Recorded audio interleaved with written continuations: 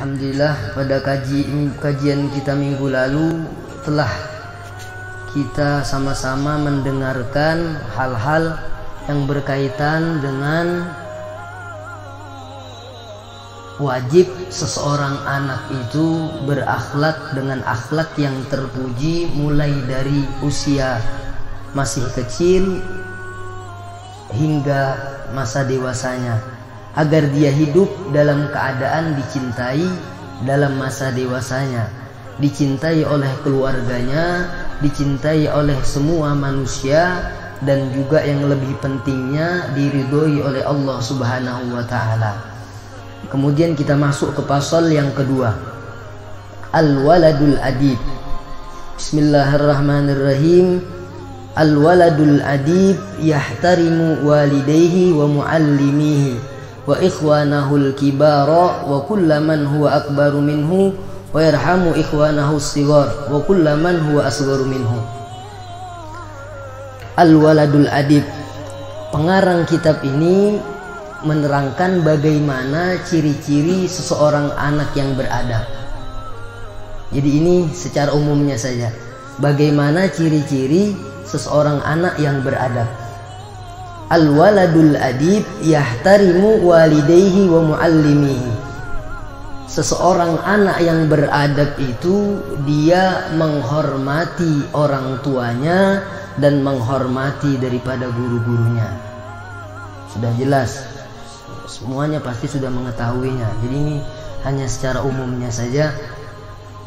Jadi menghormati orang tuanya dan menghormati guru-gurunya. Kemudian wa ikhwanahul kibar, dan orang yang anak yang beradab itu dia menghormati saudara-saudaranya yang lebih tua daripada dirinya. Wa kullaman huwa akbaru minhu, dan anak yang beradab itu dia menghormati siapapun yang lebih tua daripada dirinya. Jadi siapa yang lebih tua daripada dirinya dia menghormati, walaupun bukan keluarga, asal yang lebih tua pasti dia menghormatinya. Itu ciri anak yang beradab. Kemudian wa yarhamu ikhwanahu as-sighar, dan anak yang beradab itu dia menyayangi saudaranya yang lebih kecil. Wa kullaman huwa asgharu minhu, dan siapapun yang lebih kecil daripada dirinya. Jadi Syekh Umar ibn Ahmad Baraja menerangkan tentang seorang anak yang beradab. Sudah jelas, menghormati orang tuanya, menghormati guru-gurunya, menghormati saudaranya yang lebih tua, siapapun yang lebih tua daripada dirinya, menyayangi saudaranya yang lebih kecil, dan siapapun yang lebih kecil daripada dirinya dia sangat menghormatinya. Ada 3 orang yang paling beruntung di zaman sekarang. Jadi untuk zaman sekarang ini ada 3 kelompok orang yang paling beruntung. Yang pertama itu orang yang berbakti kepada kedua orang tuanya. Jadi berbakti ini suatu perkara yang mudah, tidak pakai modal, tidak pakai usaha, tidak pakai duit. Yang penting berbakti kepada kedua orang tua, tidak pernah mengatakan tidak sama orang tua, senangkan terus orang tua, maka orang tersebut akan menjadi orang yang paling beruntung di zaman sekarang. Ini yang pertama. Kemudian yang kedua, istri yang berbakti kepada suaminya. Walaupun istri tersebut tidak ada banyak ibadahnya, tidak ada mengerjakan puasa sunnah, dia hanya mengerjakan sholat 5 waktu, berpuasa di bulan Ramadan, tapi dia fokus berbakti kepada suaminya. Itu adalah perempuan yang paling beruntung untuk di zaman sekarang ini. Misalnya ada satu perempuan ini dia ahli ibadah, banyak sholat sunnahnya, puasa sunnahnya, zikirnya, sholawatnya banyak, tapi sama suaminya dia biasa-biasa saja. Kemudian ada lagi satu perempuan ini dia tidak banyak ibadahnya, dia hanya fokus berbakti kepada suaminya, mengerjakan kewajiban sholat 5 waktu, berpuasa di bulan Ramadan. Yang mana di antara dua ini yang paling mulia di sisi Allah?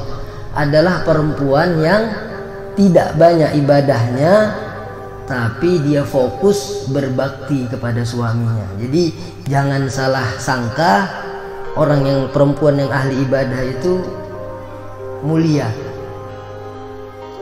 Jadi lebih mulianya perempuan itu berbakti kepada suaminya. Ini yang kedua. Kemudian yang ketiga itu orang yang banyak bersedekah.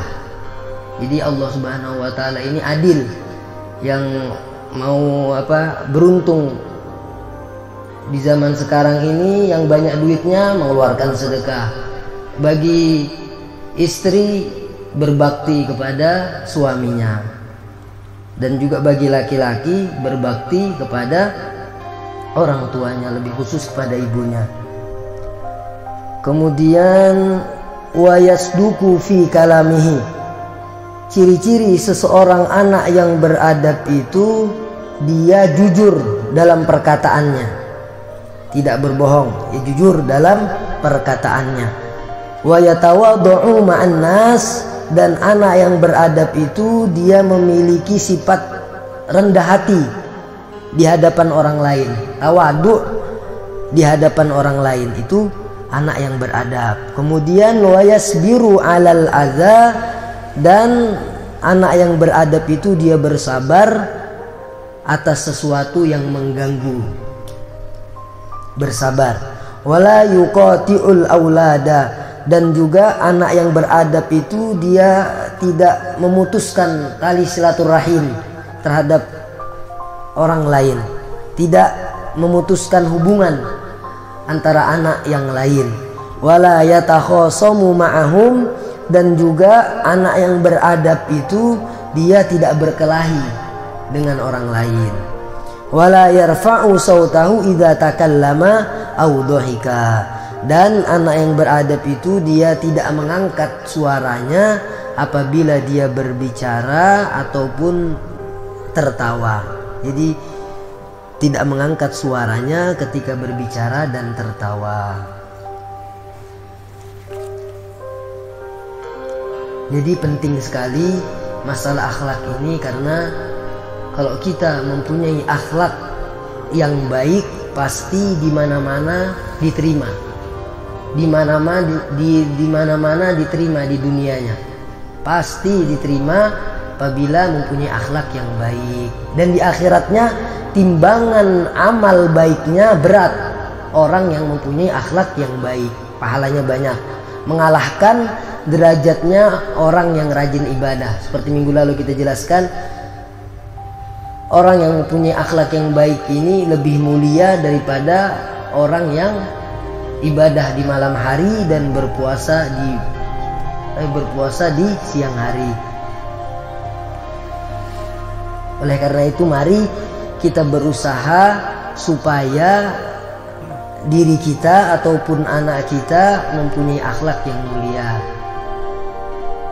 Kita didik anak-anak kita sesuai dengan ajaran baginda Nabi besar Muhammad sallallahu alaihi wasallam. Karena ketahuilah, orang yang mulia itu bukan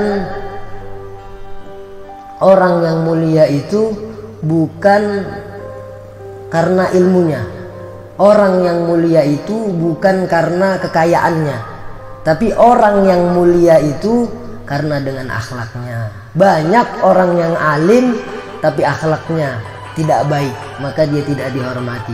Banyak orang yang kaya raya tapi akhlaknya tidak baik, maka juga dia tidak dihormati. Dan tidak sedikit orang yang miskin, orang yang tidak pintar tapi akhlaknya baik, itu adalah orang yang mulia. Jadi tidak tergantung dengan alimnya ataupun kekayaannya, tapi tergantung daripada akhlaknya.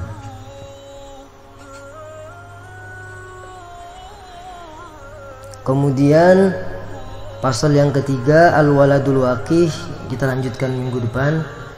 Mudah-mudahan kita diberikan umur panjang oleh Allah Subhanahu wa taala. Amin ya rabbal alamin. Jadi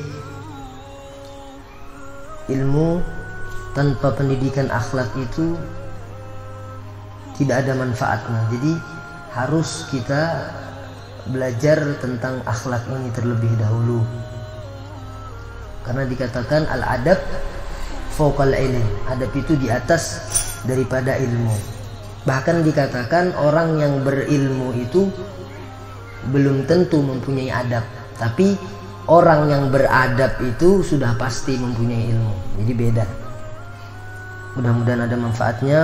Salah hilaf mohon maaf. Walafu minkum. Wassalamualaikum warahmatullahi wabarakatuh.